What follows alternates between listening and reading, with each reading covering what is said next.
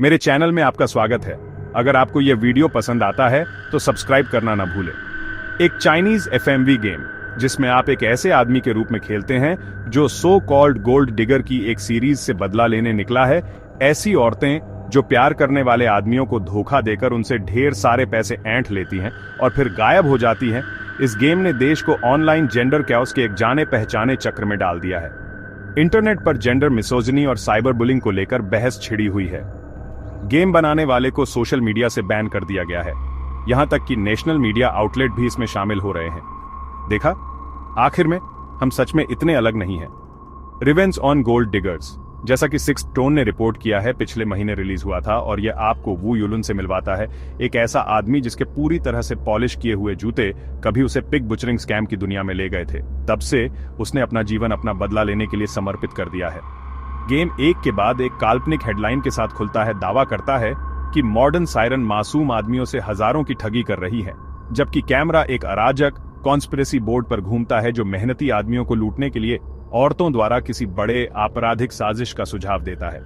यह जानने के लिए कि कोई आदमी आपसे प्यार करता है या नहीं, बस यह देखें कि वह आप पर कितना खर्च करता है, एक काल्पनिक रिलेशनशिप गुरु कहता है। एक और हेडलाइन पढ़ती है, शादी के 41 दिनों के बाद उसने 10 मिलियन युआन की मांग की, जिसके कारण अंततः उसके पति की मौत हो गई। यहां जेंडर पॉलिटिक्स खैर बिल्कुल सूक्ष्म नहीं है। गेम एक ऐसी दुनिया प्रस्तुत करता है जहां शोषण पूरी तरह से औरतों का डोमेन है। आदमी हमेशा मेहनती और सीधे साधे होते हैं और हर औरत संदिग्ध होती है। अब क्रिएटर्स ने कहा कि उन्होंने ग्रे कैरेक्टर लिखने की पूरी कोशिश की और गेम का मकसद चर्चा छेड़ना था।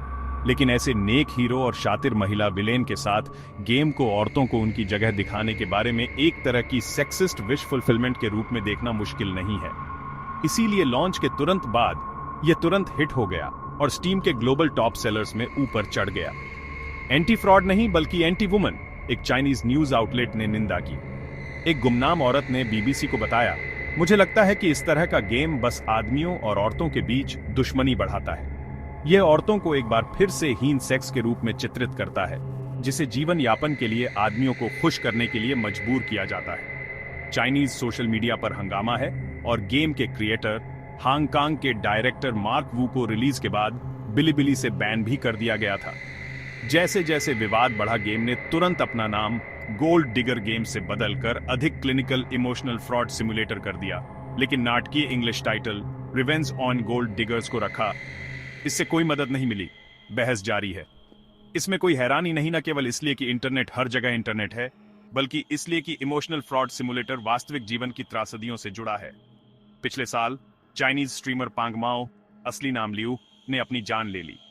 शुरुआती रिपोर्टों में उसकी गर्लफ्रेंड टैन को दोषी ठहराया गया था, यह कहते हुए कि उसने बिलों का भुगतान करने, व्यवसाय शुरू करने, लग्जरी खरीदने के लिए लियू का सैकड़ों हजारों युआन का शोषण किया, जबकि लियू खुद साधारण जीवन जीता था।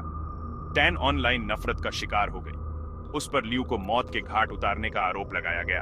जब तक कि पुलिस ने घोषणा नहीं की कि टैन आर्थिक रूप से लियू पर निर्भर नहीं थी, उन दोनों ने एक दूसरे को पैसे भेजे थे और इस बात का कोई सबूत नहीं था कि टैन उसकी मौत में शामिल थी। इसके बजाय डॉक्सिंग अभियान स्पष्ट रूप से लियू के कुछ जीवित परिवार के सदस्यों द्वारा शुरू किया गया था, जिन्हें टैन से शिकायत थी। फिर भी इमोशनल फ्रॉड सिमुलेटर ऐसा बर्ताव करता है जैसे पांग माओ की कहानी का शुरुआती वर्जन सच था। गेम एक युवा आदमी के साथ खुलता है जो अपनी जान लेने वाला है, अपनी गोल्ड डिगिंग गर्लफ्रेंड को दोषी ठहराते हुए। हीरो का नाम बेन माओ है और जैसा कि सिक्स्थ टोन ने नोट किया, हर चैप्टर का पहला कैरेक्टर मिलकर स्पेल आउट करता है। दुनिया में कभी कोई और पांग माओ न देखे। इस गेम को वास्तविकता को विकृत करते हुए या सबसे खराब स्थिति में एक प्रतिगामी एजेंडा को आगे बढ़ाते हुए देखना मुश्किल नहीं है। इस तरह की और खबरों के लिए सब्सक्राइब करना ना भूलें। देखने के लिए धन्यवाद।